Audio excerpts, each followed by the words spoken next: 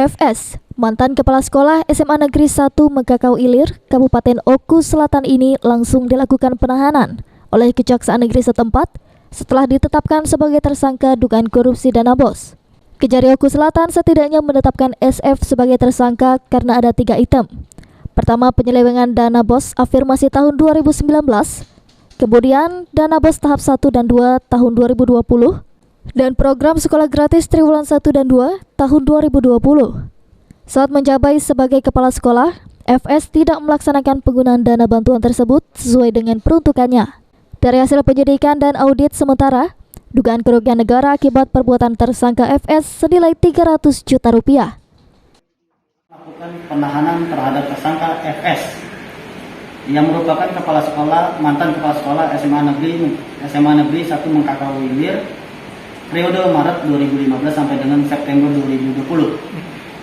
Dalam perkara dugaan pidana korupsi, pengelolaan dana BOS afirmasi tahun anggaran 2019, dana BOS reguler tahap 1 dan tahap 2 tahun anggaran 2020, serta dana program sekolah gratis PSG triwulan 1 dan 2 tahun anggaran 2020 berdasarkan surat perintah penahanan Kepala Kejaksaan Negeri Organ Negeri Selatan 1.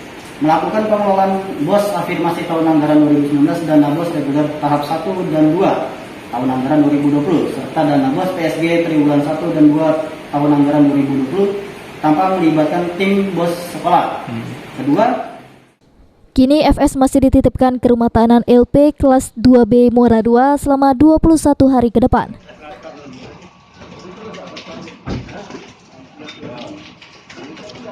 Ari Pranika, PAL TV.